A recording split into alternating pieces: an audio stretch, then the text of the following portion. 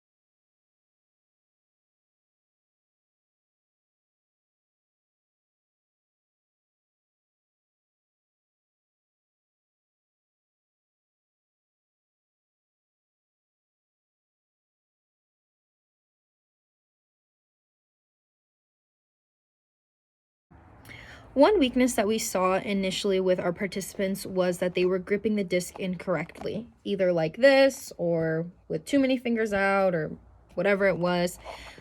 So we intervened by just having them view us doing the grip, as well as we physically placed their fingers on the disc in the correct way, so that they knew exactly what they had to do. And once they each had a good understanding of the proper grip, we incorporated the reciprocal teaching style where we had the participants working with each other and correcting each other on their grip.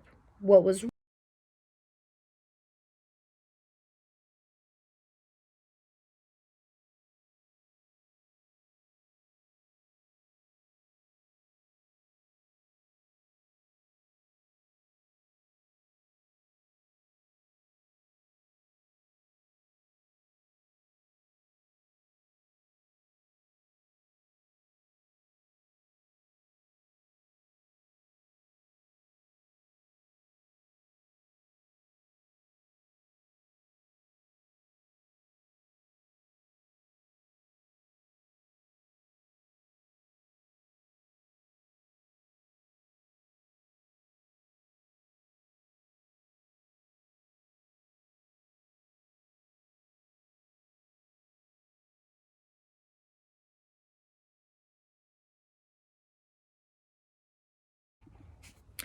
Another weakness that we saw was our participants not completing the proper stance.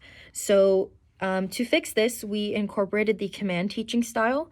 And this style is needed in order to guide them to reproduce the performance that we were doing, because we initially showed them the movement, but we needed to give them a little bit more feedback and cues in order for them to do it as well. And to help with that, we also included the exaggeration and overcompensation intervention. We asked for our participants to overdramatically step out on that front dominant leg while also increasing eversion of the foot and ankle, with the hopes of helping them get into that proper stance when it comes to actually throwing the disc.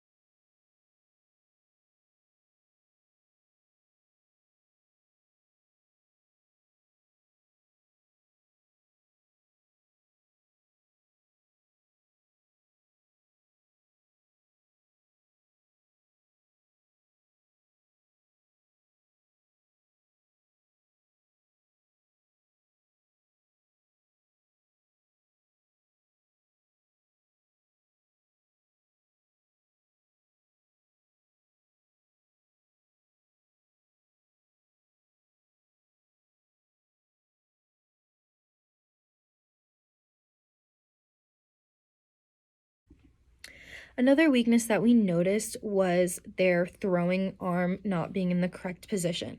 To work on this, we incorporated the practice style of teaching. So we just had them focusing on just little body movements and muscle movements. So in order to work on that, we did the intervention of equipment modification. We took the disc away from each participant and we had them solely focusing on some shoulder external rotation, elbow flexion, as well as radial and ulnar deviation. We had them doing that without the disc just so that they can get those movements down. And then once they kind of were familiar with that movement and felt a little bit more comfortable, we then gave them the disc back and had them practice the shoulder external rotation with the disc in their hand, as well as the elbow flexion and the radial and ulnar deviation to flick the wrists with the follow through of the throw.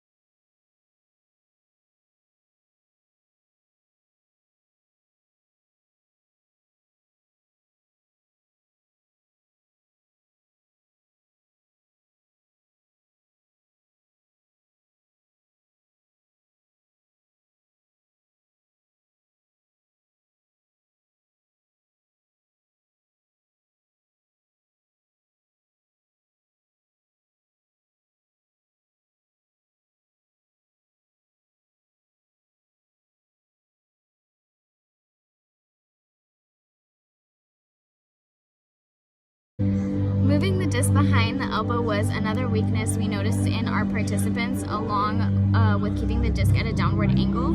For this one, we did give additional cueing because it was similar to the intervention that we gave before, where we encouraged them to bring the disc back until their elbow was slightly more forward than the disc. We fixed the angle by making sure the throwing hand and arm were parallel to the ground. For this, we used the command style A since it was important for us to guide our participants with the extra cues, just to make sure they were bringing the disc back far enough with the correct form. Throwing the disc itself was difficult for our participants as well. To help with this one, we incorporated some mechanical guidance. One of the biggest issues we saw was their ability to flick the wrist. So we gave them a small remote and had them practice a radial ulnar deviation to help with cueing. For them to flick the wrist. For this, we used the Divergent Discovery Teaching Style H because we gave them the opportunity and the remote to do different movements of the radial ulnar deviation in order for them to learn to flick the wrist.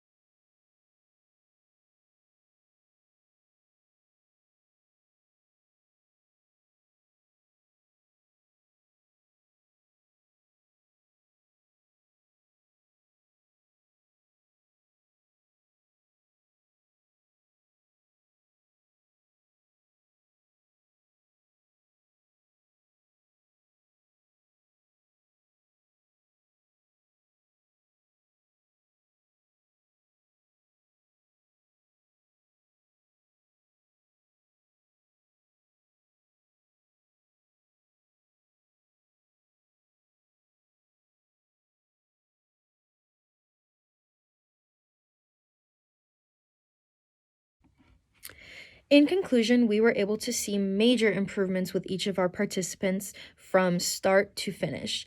In the beginning, we saw a lot of error, a lot of weaknesses when it comes to the way that they were gripping the frisbee, the stance that they had.